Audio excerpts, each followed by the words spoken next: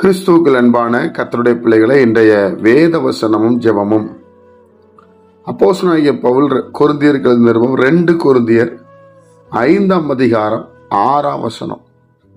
நாம் தரிசித்து நடவாமல் விசுவாசித்து நடக்கிறோம். என் அன்பு கர்த்தருடைய பிள்ளைகளே, தரிசித்து நடப்பது என்று பார்த்து நடப்பது.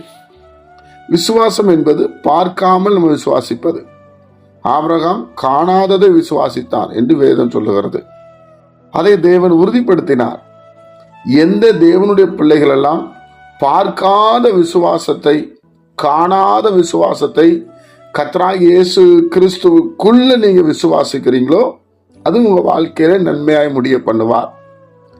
தேவனுடைய பிள்ளைகளை, கானான் தேசத்தை இஸ்ரவேல் ஜனங்கள் பார்க்கல, அடிமையா இருந்தாங்க. ஆனா அந்த கானான் தேசத்துக்கு வாங்க, பாலும் தேனும் ஓடுகிற கானான் தேசத்துக்கு வாங்க என்று தேவன் அழைத்து கொண்டு போனார். அதான் பார்க்காம போன விசுவாசம். முதல்ல காண்பிக்கல, அங்க அப்படியெல்லாம் இருக்கு, ஆனா நீங்க சாதாரணமா அங்க வர முடியாது என்பதை வேதம் வலியுறுத்துகிறது. அதே போல ஆண்டவராய் இயேசு கிறிஸ்து இந்த பூமிக்கு ஒரு தெய்வம் மனிதனாக வந்திருக்கிறார் என்பது ஒரு விசுவாசம். பலி இல்லாமல் விடுதலை இல்லை, ரத்தம் சிந்து இல்லாமல் பாவ மன்னிப்பு இல்லை. அப்போ குற்றமில்லாத ஒரு ரத்தம் சிந்தப்படணும். பழுதற்ற ஒரு ஆட்டுக்குட்டி தான் ஆண்டவராய் இயேசு கிறிஸ்து. அவர் நமக்காக பலியாகி இந்த பூமிக்கு வந்து பலியானார். அதான் விசுவாசம். இயேசு எனக்காக பலியாயிட்டாரு, இயேசு எனக்காக இந்த பூமிக்கு வந்தார்னு யார் நம்புறாங்களோ அவங்க வாழ்க்கையில அந்த பலி செயல்படும். தேவனுடைய பிள்ளைகளை அதான் விசுவாசிச்சு நடக்கிறது.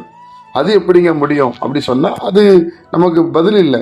அதை விசுவாசிக்கணும் கர்த்தருடைய பிள்ளைகள். அதனாலதான் நாங்கள் தரிசித்து நடவாமல், இயேசு கிறிஸ்து உயிரோடு இருந்த நாட்கள்ல சீசர்கள், வேதப்பாரர்கள்லாம் பார்த்து நடந்தாங்க. ஆனா பார்க்காத நடக்கிறது நம்ம தான். அதனாலதான் நாம விசேஷித்தமானவர்கள் என்று வேதம் சொல்லுகிறது. நம்ம இயேசு கிறிஸ்துவை பார்க்கல, ஆனா உணர்கிறோம், அவர்தான் என்று நம்புகிறோம்.